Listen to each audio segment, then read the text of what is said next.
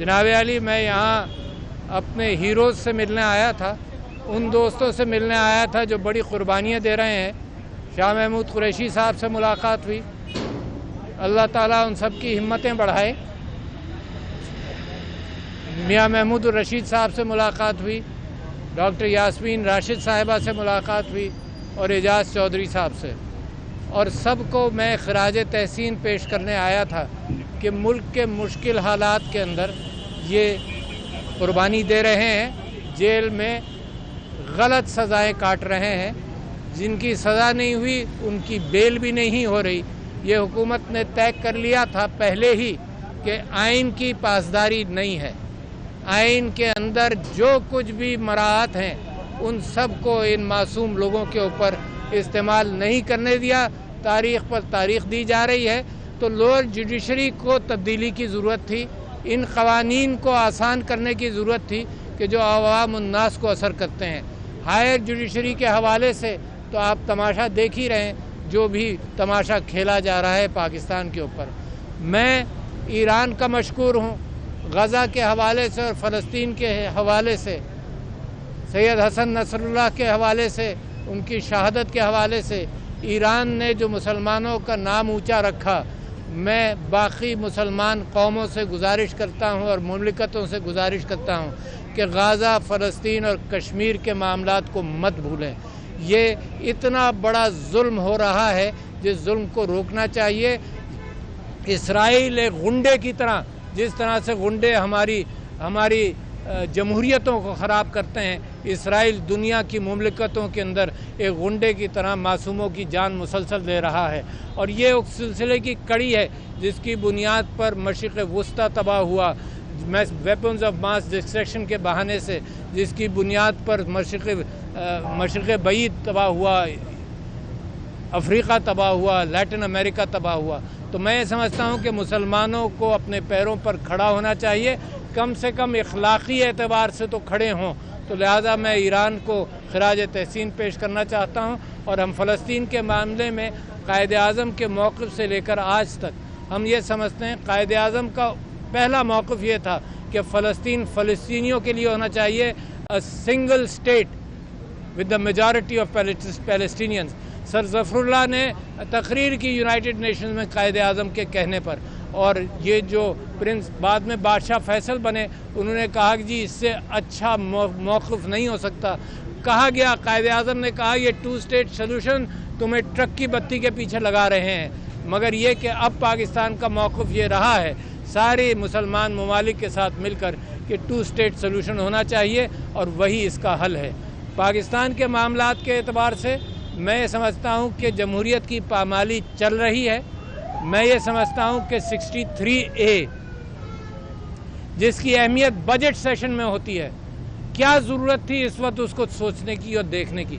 सिर्फ ये कि ये आसानी पैदा करना चाहते हैं काजी साहब कि लोगों को ख़रीदा जा सके। मैं कहता हूँ शर्म आती है मुझे ये बात करते हुए दुनिया के सामने कि हमारे चीफ जस्टिस लोगों के बिकने का माहौल पैदा कर रहे हैं, जस्टिफिकेशंस पैदा कर रहे हैं। कभी आइन को अपनी पुष्पनाही पर इस्तेमाल करते हैं, कभी आइन को पामाल करते हैं, कभी बल्ले का निशान लेते हुए गलत फैसले करते हैं, मुजरिमाना फैसले करते हैं, और उसके बाद कहते हैं मुझे तो पता ही नहीं था, लोगों ने इस मामले को गलत समझा।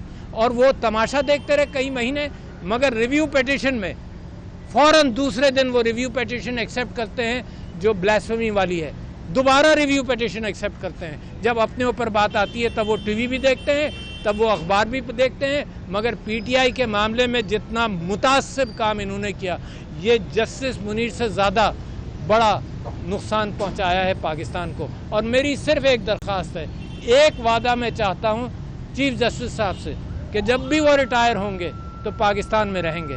मैं समझता हूं पाकिस्तान की कौम उनकी इज़्ज़त अफजाई करेगी, और पाकिस्तान में रहें तो उनको अंदाज़ा होगा कि जिसने मुल्क में रहना है उसने मुल्क से गद्दारी नहीं करनी। तो लिहाजा मैं बड़ी मजम्मत करता हूँ। मैंने अभी सुना है कि 63A का फैसला आ गया।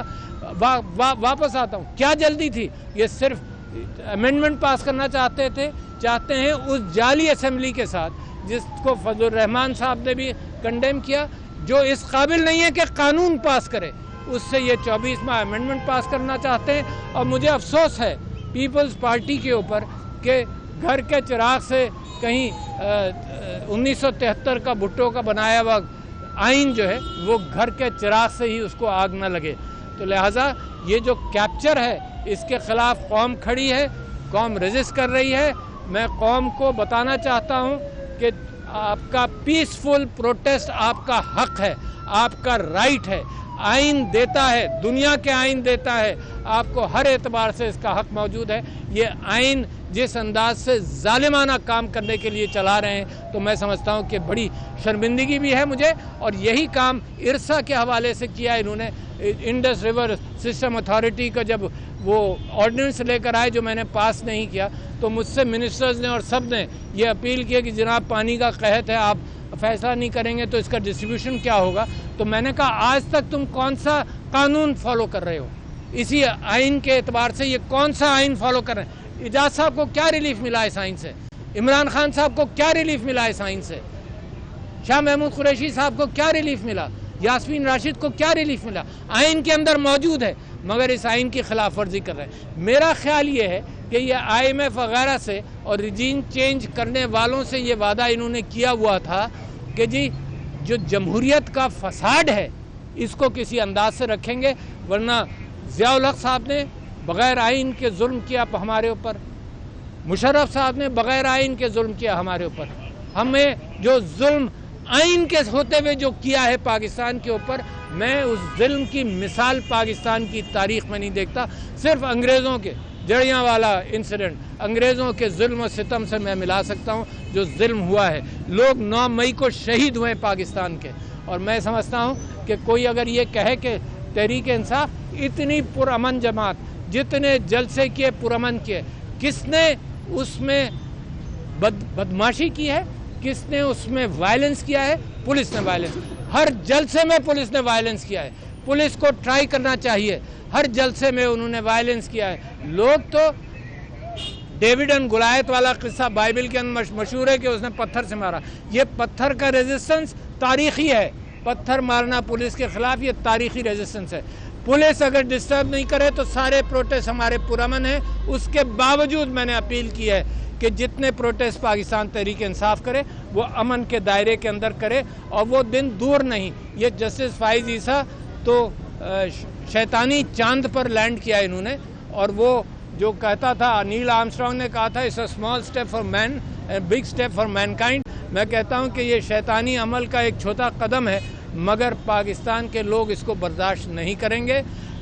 دنیا جانتی ہے اتنی پاپولیرٹی ایک شخص کی برے صغیر میں کبھی نہیں ہوئی اور دنیا میں نہیں ہے.